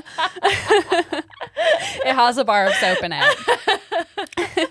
But yeah, we looked it up. I think you're not supposed to use a loofah for more than 2 weeks. And that's just wasteful because they're plastic. Yeah. Like you shouldn't just throw them away, but I get that they're insanitary. I don't know. There's got to be a better solution. A washcloth makes sense. But a washcloth doesn't lather the way a loofah lathers. That's true. That is true. There's got to be like some plastic thing that you can put in the dishwasher, kind of like a dishwashing sponge, but like softer, you know, for your body. There's probably something like that. I would think so. They make like body sponges. Maybe I need one of those. It's also difficult because I fake and bake. And so if I like wash my body with anything too rough, it rubs my layer of tan off. Yep. And that's also a problem. Yeah, that's a big issue. Yeah, my life is very hard. I'm just trying to live bacteria free and have a good tan and not use a bar of soap. So if anyone has any suggestions, hang up. Go back in time when you didn't have to shower. Yes. Anyway, so some historians today are like, Romans weren't that stupid. Like these were toilet brushes. They were used to clean the toilet. We don't know. We're not But then what they do with their bums? If that's the toilet brush, what they do. Yeah. And also, like, why would the toilet brush just be out there, like, when it doesn't make sense, I don't think. And also, I don't think it's that stupid. Yeah. I don't think it's stupid either. Like, if you don't understand germs or disease, like, it's not that gross. Like, people are going to look back on water fountains and be like, that's fucking disgusting. Because they are. Right now. Yeah. There's a famous story about tersoriums from the 1st century AD that basically says that and trigger warning for suicide, claims that a Germanic gladiator died by suicide he snuck off to the latrine and shoved a tersorium down his throat, the dirty poop sponge, and choked himself until he died. Dude, of all the things. Right? That's literally the worst way. I mean, that is tragic. But do better. I mean, being a gladiator, that just like says how much being a gladiator sucked ass. Yeah. Which I'm sure it did. Yeah, I would not last even an hour in there. Like somebody would look at me wrong and I'd be like, that's it. I'm shoving the plunger down my throat. Oh, I would wait. I'd honestly rather die that way than go into a ring of like people with chains attacking me. Absolutely. Like, at least I know it makes sense. What I'm kind of getting into with one of those routes I could take. At least you can have your privacy while you die. Yeah, not if you're in the public bathroom with your poop hole 12 inches apart. True. I wonder if anyone was there. And maybe he crawled into the toilet. Yeah, maybe he went to a rural outhouse or something. Maybe. I don't think they had those. Anyway, aside from the trusoriums, Greeks and Romans also used moss, leaves, and pieces of ceramic called pissoi to wipe themselves. Pissoi? Pissoi. Like the pissoir? Like a is it pissoir? It's Pessoi. I'm talking about the pissoir, the public urination. Oh, yeah. It is like that. I think it's spelled the same, but it's not French. So like I said pissoi. Yeah. And I don't know. Maybe the French named this thing. It'd make more sense if it was Greek or Roman. We're going to name it after the thing you wiped your butt with. Maybe. Archaeologists have found traces of fecal matter on these shards of pottery. And they also found a wine glass with artwork depicting a man wiping himself with a pissoi. So like just kind of scraping it off. Huh. Okay. Greeks are... It's a no for me. Yeah. It sounds like irritation. Wait, they probably had wicked hemorrhoids. You can just pop your hemorrhoids with one of these things. Just What? You don't pop hemorrhoids, Kat. Well, I wouldn't know. I don't have hemorrhoids. You've got to shove them back in. Oh. It's even worse. No, it's not like a I thought it was like a on your pimple. asshole. That's what I thought it was, like a blister on your asshole. No, it's like part of your intestine coming out of your butthole, and then you have to like... get it back in there. Oh, it sounds like you have experience. Nothing I've wrong heard, with it. surprisingly, I don't have them yet, but I've heard a lot about them. I feel like I know way too much about hemorrhoids. And I don't even know where this comes from. Maybe I can't you point should do to a night class someone lesson on it after the freaking Let me add it to my list. Easter Island. Easter Island. I think you can get them from straining on the toilet or sitting on the toilet for too long. Yeah. Yeah. But isn't there like hemorrhoid cream? I think that's why I thought that they were like pimples. There probably is to help with the irritation of your intestines being out in the air. Hemorrhoids. They're also spelled weird. I don't know how, but I know hemorrhoids. Hemorrhoids. Anyway, It's that time of the show again where we look up hemorrhoid pictures. So let's not and say we did. Greeks also are thought to have wiped themselves with ostraka, and ostraka are bits of oval-shaped pottery that were used for voting. Basically, when you were voting to like ostracize an enemy or criminal, send them into exile, jail, whatever. Wow. Their name was inscribed on a piece of ostraka, and you'd like drop it in a jar or whatever. And then after voting, it was like a cool, funny thing to do to wipe your ass with the piece of pottery with your enemy's name on it. That's a form of protest. That's a statement for sure. It is a statement. Poop jokes have always and will always be funny. Yes, they're timeless. I'm laughing right now at nothing. Just you said poop. Small pieces of cloth have been found in ancient sewers in Italy. So that says that some people may have wiped with cloth. But of course, back then, cloth was literally like woven, handmade. So unless you were really rich and weren't the person doing the weaving, I don't think you'd be willing to use it in this way. Ancient Chinese and some sources also say Japanese had a similar method as the Romans with their hygiene sticks, and a few different names that these sticks are called, except I'm not sure how accurate this is because I tried to look up all of these names separately and nothing came up because they're all also different things. But we have Salaka, Chachu, and Chugi. These were made from bamboo, and they were kind of shaped like long, slender spatulas, and then cloth would sometimes be wrapped around the end. So it was the same idea as the thing that the Romans had, and several of these 2,000-year-old tools were found by archaeologists in 1992 at a former Han Dynasty military base. Wow. They even had preserved fecal matter on the end. If it's ancient, turns out you preserve it. Even more than it's already been preserved. That's like they found ancient fecal matter and they were like, gotta save that. That, big money. Take that to the vintage store. Take that to the consignment shop. Take that somewhere because that's Take worth it to something. a museum. Take it to the bank. As for toilet paper, As for toilet paper, because that's really what this lesson is about, or this is the history of toilet paper, if you didn't catch on already. Regular paper, not of the toilet variety, was invented in China in the early 2nd century BCE, but like it was expensive. It was not used for wiping. You don't do that. I have You a don't do that. funny anecdote. So one of my siblings, I won't name who, but one of my siblings used to have like skid marks in their underwear. Oh, no. And one of my parents was like, what the fuck? And this sibling said, oh, I just wipe beforehand to save time. Oh no. How old were they? Like 2nd grade. That's so funny. And it's like a self-replicating prophecy because you're wiping the last batch off. What a little idiot. I know. Yeah. So That's so funny. out of all the things kids could do, my mom just had the one who wiped before he pooped. He's like, time is same money, time. Mom. Time is money. Like he thought he was being so smart. Oh my God. Oh, thankfully he does not listen to this podcast, so he'll never know. The first recorded mention of paper as a tool for wiping comes from the 6th century CE in medieval Chinese text by Yan Chi Tui. And he wrote, quote, paper on which there are quotations or commentaries from the 5 classics or the names of sages I dare not use for toilet purposes.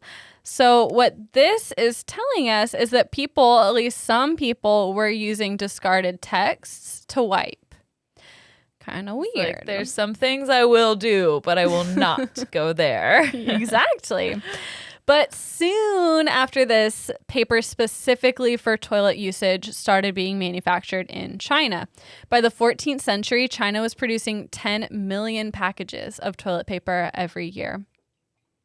In 1393, special perfume toilet paper was even produced for the Hongwu Emperor's imperial family. That sounds like a UTI just waiting to It happen. totally sounds like a UTI. And scented toilet paper actually still exists, and we'll get to it. What? But it was like also, I guess, a really cool thing, and we'll also kind of get to this, for like rich people to like dip their toilet paper in like perfume or rose water like shit before they used it. Well, it's kind of like how freaking menstrual pads and tampons are still sometimes scented. It's like, what the fuck? Insane. It's crazy. That's true. It's true. Like I've sometimes opened like a pack of like panty liners and they And you're smell. like, oh God. They smell like, and they Yeah. don't even smell good. They smell like baby powder. And it's so strong. Yeah. It just hits at least me right in the like nasal Yeah, cavity. it's like, why on earth does this need to be scented? As a gag gift, Santa brought me, what were they called, Alec? They had some funny name. It's like something for down there. Yeah. Smell fair down there. I don't know. I don't know. They were like these mojito flavored wipes for your coochie. Ew. Mojito flavored. Okay. They were funny to open, but they went straight into the garbage. We should have tasted one. That was a missed No. opportunity. Anyway, this was not toilet paper like how we know it now. It wasn't like on a roll. It was like stacks of paper that you would use. I don't know how Right. soft they Apply. were. Yeah. Or apply what is it directly called? Not to apply. the coochie. A ream of yes. toilet paper. Ply of toilet paper. They will literally ream your coochie because it is clay. It is pottery. It's paper, but it probably was not soft. Paper became widely accessible to the world outside of China by the 15th century, but was not used as toilet paper definitely not outside of Asia. I don't know if I don't know if it was used around Asia or not, but like not in like Europe. The first Western source that mentions toilet paper is from the 16th century, and it was in a French poem by Francois Rabelais. And he, in the poem, like makes a joke that toilet paper is ineffective. So like they didn't use toilet paper. The first commercial toilet paper did not hit the Western market until, do you want to guess when the earliest like modern toilet paper was? You said the first commercial? The first commercial toilet paper. Okay, I thought you meant the first commercial for toilet paper. No, hit the Western market in what year? 1910. Close, actually, 1857. So you're off by 50 years or so. Like half a lifetime. I mean, but it's like in the grand scheme of things, pretty close. Yeah, pretty late. Pretty late. Late, yes. And it was from New Yorker Joseph Gayety. He launched his product called Medicated Paper for the Water Closet. Oh, that's kind of like a nice way to put it. It is, yeah. Not the most succinct, but nice. Yes. Before this, Americans used whatever they had to wipe. Corn cobs were a really popular thing leading up to the 1700s. How though? I don't get it. It actually makes sense to me because once you take the corn off and dry the husk, it's kind of like it's kind of like a loofah. You don't dry the husk though. If anything, I'm using a corn cob that's freshly You're using decorned. a wet corn cob to clean your ass. Because it's still gonna have the concave parts to it that anything can get filtered into as you're scooping. The concave wiping. on a dried corn cob, like without the corn kernels. But it's dry. That's gonna ream you more than the paper is. I don't know if they were fresh or dry. I assume maybe dry. Somewhere in the middle. I would not want totally dry because that's going to cut me up. Maybe dip it in some It's going to water. hurt my hemorrhoids. Yeah. We all know you got those. Also, I learned that a hemorrhoid is actually a swollen and inflamed vein in the rectum and anus. Okay. Not your intestines. So don't pop it. Do not pop it. Oh my God. I wonder how many times someone has tried to freaking pop it. Oh God, don't. I probably would have tried to pop it if I got one, honestly. You just let it be, and I don't know, put some ice on it, try and shove it back in, I guess. Okay. I don't know. Good to know. In the 18th century, magazines and newspapers were starting to become like more widespread and accessible to the general population. So people would use discarded ones of those to wipe. That's like when you put silly putty on some newspaper and you can pull it off and it's like printed on the news putty. You just have like a butt tattoo from wiping. One of my preschoolers asked me what I thought about face tattoos today. And I was like, well, that's a decision you can make when you're a grown up. Mm-hmm. And she goes, well, last weekend at a birthday party, I had 3 face tattoos. So, and she's just looking at me like, oh, that's different. Not the same, you Not dumb the little same. child. But I didn't. She thought she was getting you. Yeah. I was like, it's not for me, but like, I don't know if your freaking parents have face tattoos or not. It wasn't one of my students, I'm subbing for a bunch of different classes, but anyway. She was just trying to get you to talk shit on her parents. Yeah. Like, she's like so shady. Anyway, according to legend, when the Sears catalog started being printed on glossy instead of matte paper, people couldn't really wipe with it anymore. So no traction. No traction. No grip. They had no concavity. They started using the Farmer's Almanac instead. They would nail it to the walls of their outhouses. And this became so common that the company actually started printing Farmer's Almanacs with pre-cut holes on the top starting in 1919. Just nail it right on through. Yeah. And I mean, it was probably a great business model for them because if you're not wiping with it, you only have to buy one once. If you're wiping with it, you buy a lot of that shit. It's like toilet paper. Anyway, back to I would assume. I don't know if it's true or not. I keep saying things. I don't know anything. yeah, me either. It's okay. But I'm still right. No matter what. Back to Joseph Gayetti, the inventor of modern toilet paper. Back when it first came out, it was sold in packages of 500 sheets, and the sheets were in a stack. It was not a roll. To put that in a little bit of perspective, a typical toilet paper roll today has about 150 sheets. So it was basically like buying a whole like package of toilet paper, you know, but like in a stack. It was probably pretty tall. It sold for 50 cents a package, which is about $16 today. So pretty expensive. Yeah. Like not something that most people had like regular access to. I bet a lot of people were still using newspapers and stuff because that's expensive. I don't know if I'd pay $16 for a ream of toilet paper. I mean, I probably would, but it's a lot. Do you have a preferred brand of toilet paper you always go for? I don't like to spend a bunch of money on toilet paper. So I don't buy like the luxury kind, but I also don't want it to be too shitty. So like I find the middle of the road. Me too. Whatever's most on sale, I would say, is what I'm going for. Yeah. Walgreens has been having like some good sales on toilet paper. So I've been getting it there. They put the ones with the baby on it on Angel sale. Soft. Angel Soft. And I don't like the idea of a baby being on toilet paper. That's what I have half a pack of left. And I don't even remember when I bought it. Yeah. Also, I'm only at our house half the time, but it's been lasting me. And That's also good. I have a bidet. So yeah, it's decent toilet paper. And I mean, no mascot is worse than the Charmin bears. So I'll give them a pass. I like the Charmin bears. No. Yeah. Seriously? Yeah, I think I've laughed at those commercials Haley. plenty of times. There's nothing I fucking hate worse It's in funny. this planet. It's not funny. It's disgusting. What's disgusting? What's disgusting?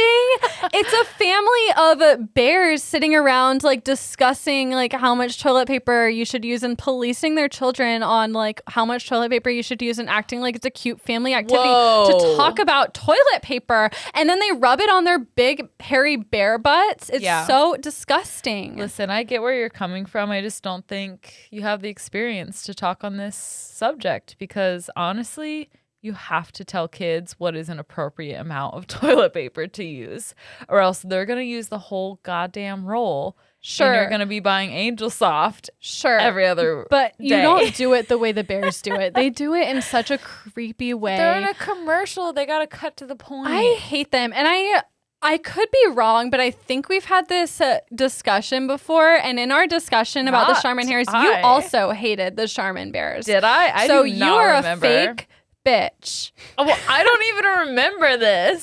Alec, did we have this conversation before or am I making this up? You and I have discussed it. I'm not sure about you and Hayley. Maybe that's what I'm thinking of. You guys are just the same person in Don't my be mind. mad at me for two things.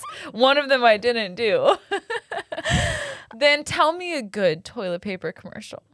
A good toilet paper commercial is, I think, Quilted Northern. They're pretty like middle, like they're just like, it's soft. That's all you got to say. It's soft. You don't have to do a weird thing where you rub it on your ass of a bear and then like pat your kid on the head and like snuggle them and give them a sheet of toilet paper. Like that is so weird. Right. That is a little extra. I will agree. I think that the main issue here is that big toilet paper is dividing us when we really need to lean into big bidet. I agree with that. I'm going to get you a freaking bidet for your half birthday. Please Which, do. By the way, your birthday present is in the works. You've already turned 25 like almost a week ago now. Happy late birthday. Thank you. It's in the works. Okay. Throw it away and get me a bidet. I cannot throw it away. Well, I'm excited for It's it. coming this weekend. It's coming. Okay. Okay. I'll believe it when I see it. Okay. There were advertisements for this new toilet paper, obviously. And they read, quote, "The great necessity of the age, Gayetti's medicated paper for the water closet."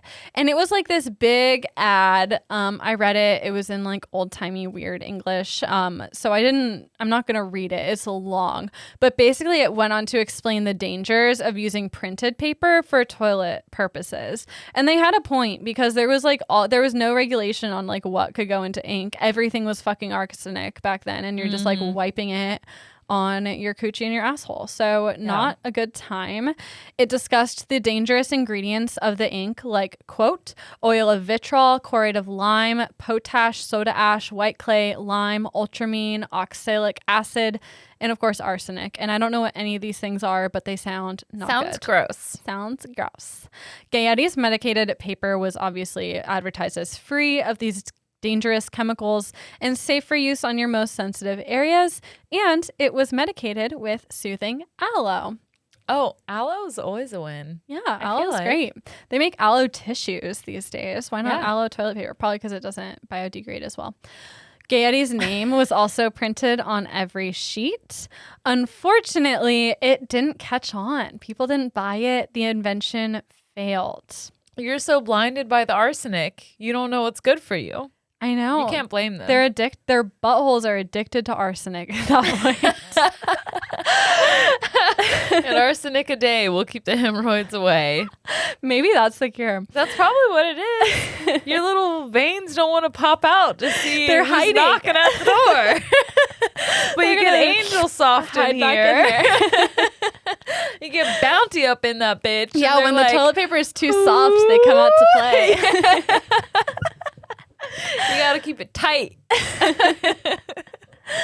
But 3 brothers, Thomas, Edward, and Clarence Scott, would start selling toilet paper about 10 years later in 1867.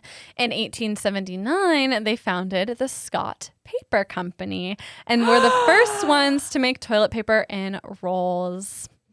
In 1871, Seth Wheeler patented the first perforated toilet paper in 1879. So before you really had to put some elbow grease and tear it, now it's you perforated. had to put your elbow grease into a lot more than tearing your toilet paper. That's right. Which I still do at our school. I don't know about yours, but at my place of work, it is unperforated. It's the worst. I think ours is perforated, but I also only use the teacher bathroom, and they might give us better paper. I'm not sure.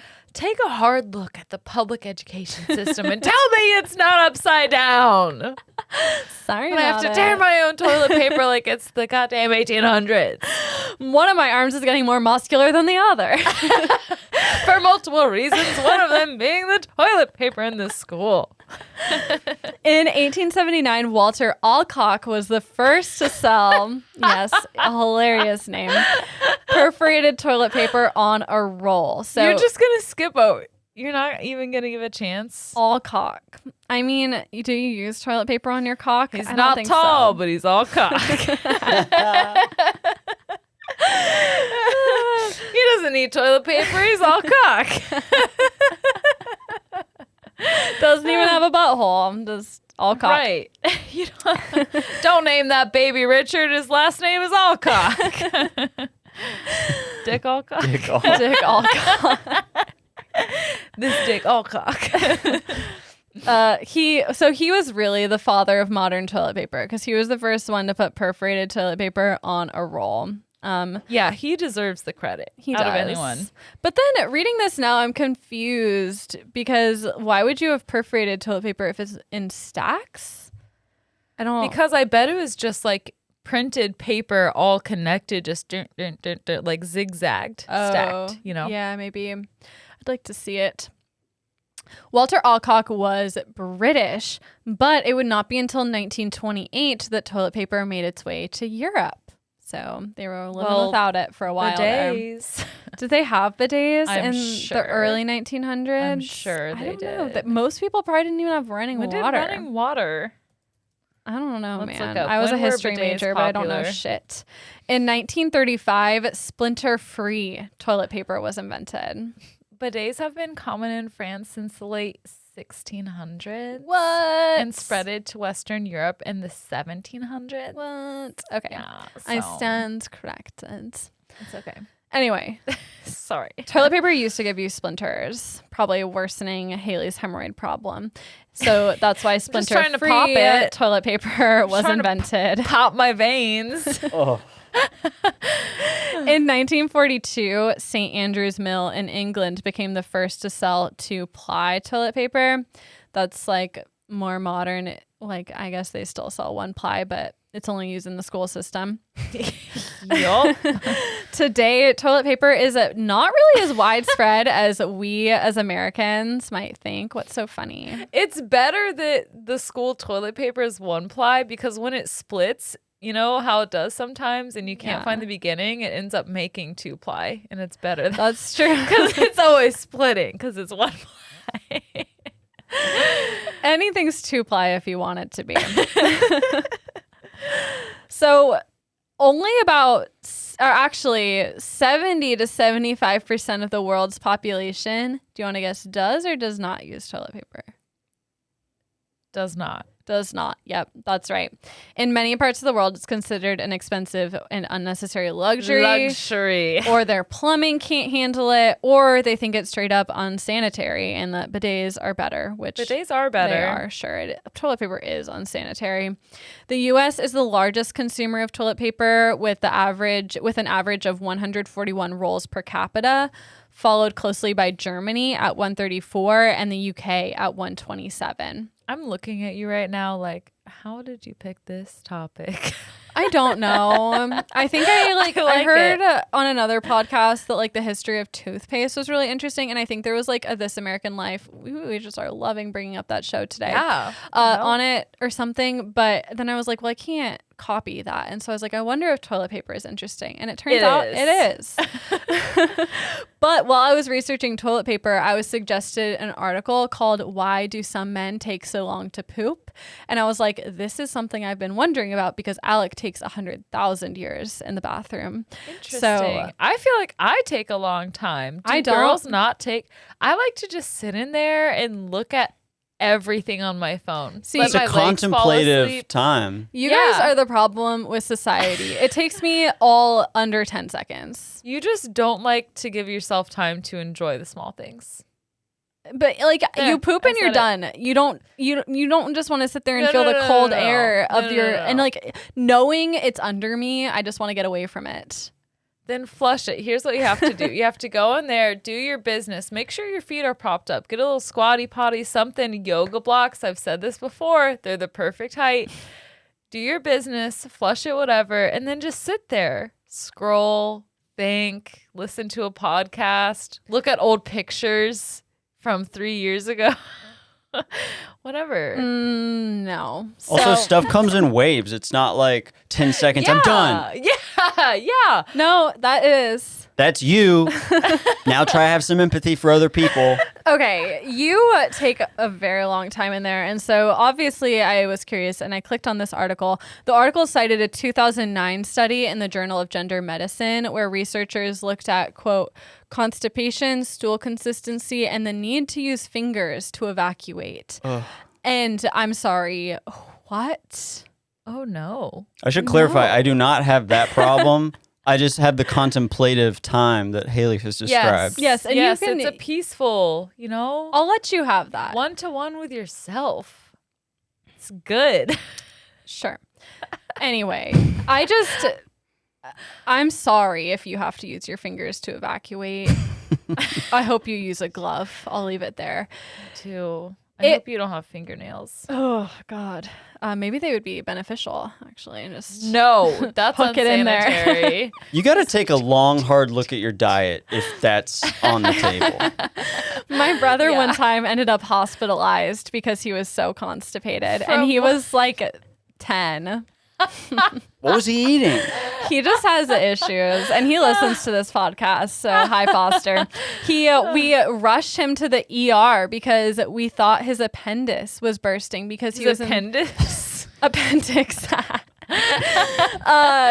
because he was in so much pain. And then he was put on morphine, and it turns out he just really had to poop. And then he had to be put on a diet of like mashed prunes. He just wanted to get lit. Yeah.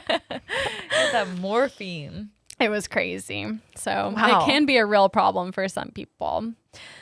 It found, so this study, it was basically studying constipation, and it found that women have more bowel problems than men. However, men spend significantly more time in the bathroom. Women spend an average of 55 minutes in the bathroom each week, while men spend an average of an hour and 35 minutes. So they've like raised it by more than 50%. And this is not because they spend so much time in there washing their hands, because they don't. They don't wash their hands. Men don't wash their hands. 15% of men don't wash their hands as opposed to 7% of women. And only 50% of the men that do wash their hands use soap. Barf. Barf. Gusto. I remember barfo. policing my friends as a 5-year-old to make sure they were washing their hands. You have to. My neighborhood friend didn't wash her hands, and she wouldn't admit it, and she ran home crying. And I was like, yeah, that's good better bullying. run. That's beneficial bullying, because I'm gonna bully everyone on here. If you're listening and you don't wash your hands, fucking gross. Go wash your hands right now. Especially right now. Yeah. We're in a pandemic. It's a pandemic, people. 78% of women wash their hands. So we're not perfect, but we're better. God. Have you been in the bathroom as an adult and like seen someone get out of a stall and walk past the sink and leave? I don't think so, because women, at least in public, are really good about washing their hands. Yeah. It's happened once in this building. Ooh. Whoa. And I thought about chasing the guy down and be like, Call what's wrong them with you? out. Yeah. I've been explained to by a former boyfriend that men don't need to wash their hands when they pee because they don't wipe anything. They're just like holding their dick, and it's just skin. Disgusting. Wash your hands. And then I was like, that's disgusting. And he's like, well, you put your mouth on it. And I was like, fair point. And I washed my mouth afterwards too. And I'm not talking about Alec before anyone accuses him.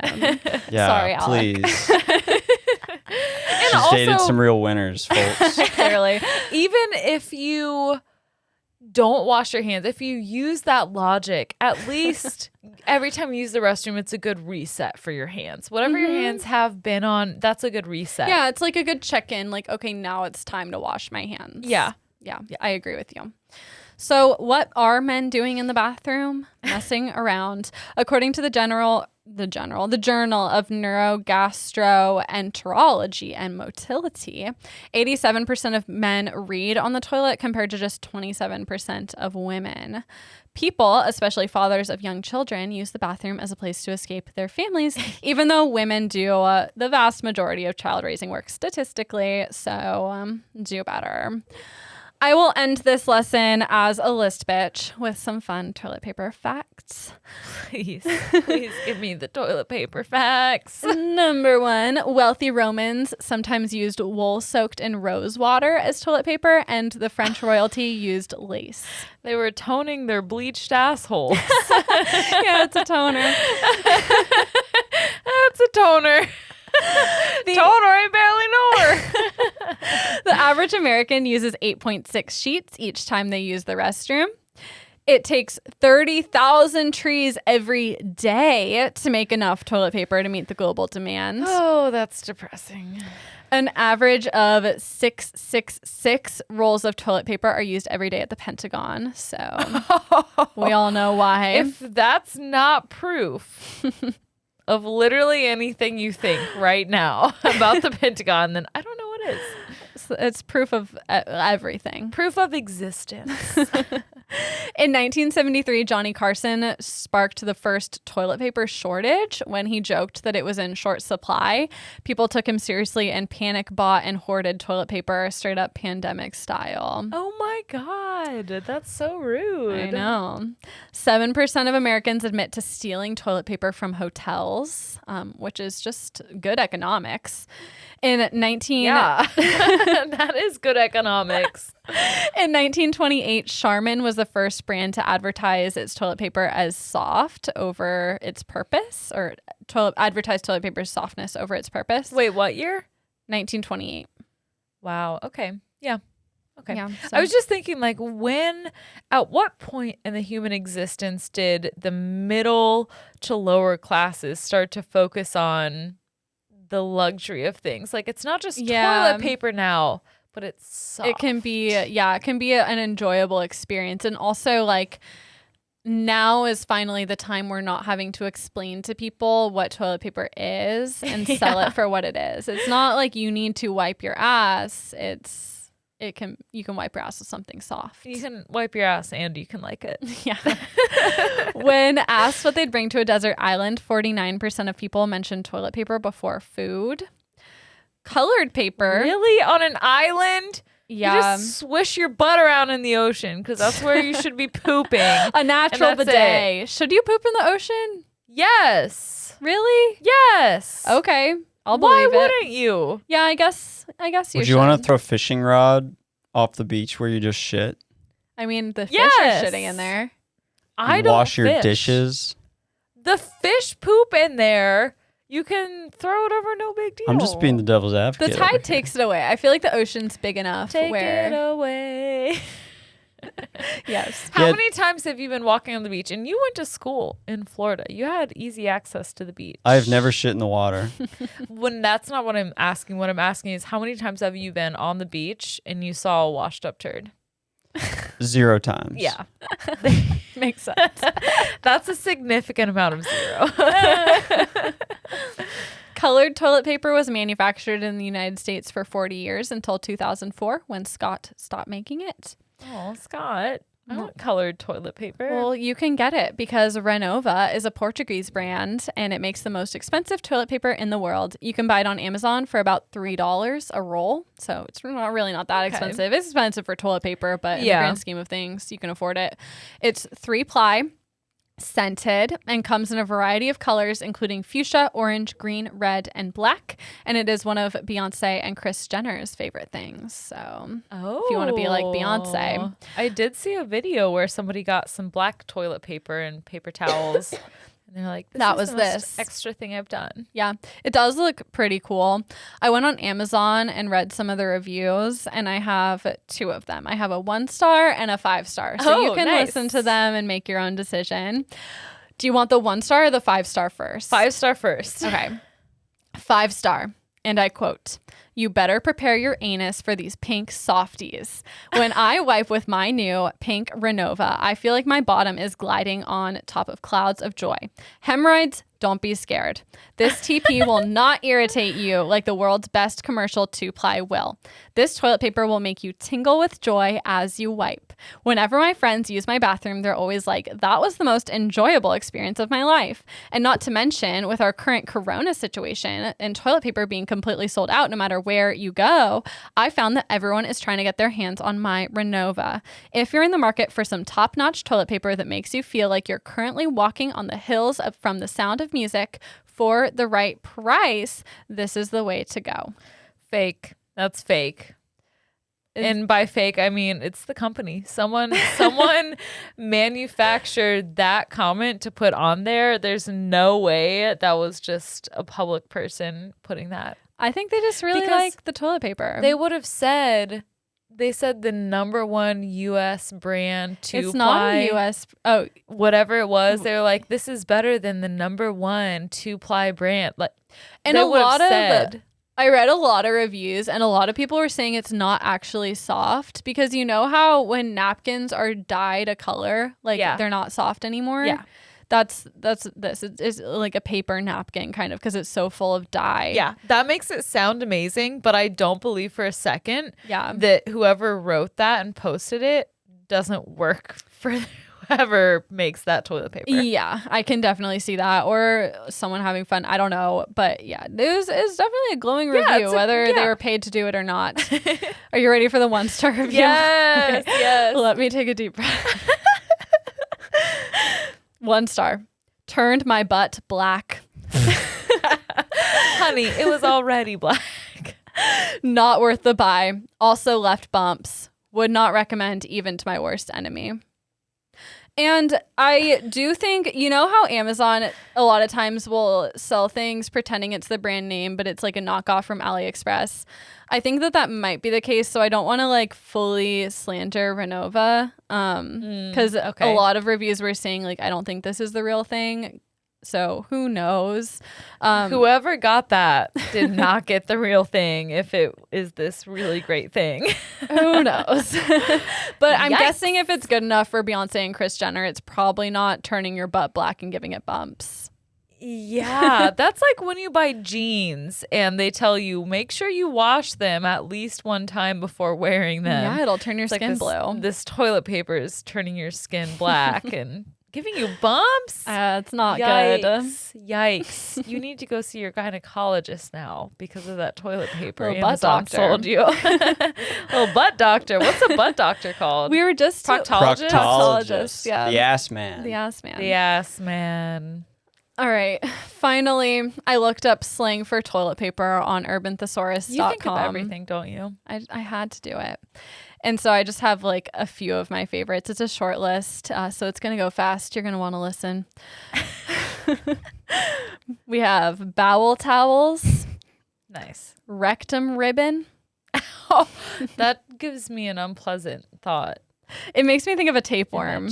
Yeah. Same. Yeah. Or like a thong that like snaps and it like Ooh. ribbons through your ass cheeks as it's like snapped. Like yeah, like it squiggling vibrates. Vibrates. That's not a word. Reverberates. This one was my favorite. Clitty litter. Ew. God. Diarrhea lasagna. The chocolate sock. And lastly, we have ass tampon. I like that. I think I it's like it accurate too. and Is it descriptive. accurate? Do you shove toilet paper up your butt? I don't think you do. If you do, you're using Aren't it you wrong. supposed to? Is that why some people have hemorrhoids? Maybe. Anyway, that was my really stupid lesson, and I'm so sorry, but I hope you love liked it. it. I liked it. I loved it so much, man. When we tell you, you guys, you don't learn these lessons in school. Tell me one time you've learned about toilet paper like this in school. I did actually learn about the Roman Shut up, stick cat. thing in school, but granted, that was college and a class on ancient Rome. So Yes, well, there you go. Yeah, things you aren't learning in the U.S. in the public regular, education system. all you regulars, All y'all regulars around here, y'all know we got your back. we got you. My sources are a history.com article called All the Ways We've Wiped the History of Toilet Paper and What Came Before by Crystal Ponte, toiletpaperhistory.com, livescience.com. The article is called What Did People Use Before Toilet Paper Was Invented by Tara Santora, and the article also from livescience.com called Why Do Some Men Take So Long to Poop by Benjamin Plackett. blog.restockit.com, an article called 25 Fun and Strange Facts About Toilet Paper, smithsonianmag.com, statistica.com, toiletpaperhistory.net, and a CNN.com article called Men Wash Their Hands Much Less Often Than Women and It Matters More Than Ever by Katie Hunt. Very true, Katie. Thank you for being a real hero. Katie. And thank you guys for being the heroes by making it through this episode. Thank you. We love you all so We much. really, really, really do. I say it every time because it's true. And if I don't say it every time, I think it. If you liked this, make sure to rate, review, and subscribe on Apple Podcasts. You can also do that on Spotify. Please give us a rating on Spotify. We love that's that so new. much. It's brand new. Remember to tell a friend about us. Follow us on social media. Share us on social media. Sharing is caring. Sharing truly is caring. And if you want to hear more, you can go to Patreon for some bonus content. But as always, thank you just for listening and being our friends. We love you. And 3, 2, 1, class dismissed. Awesome. Great show.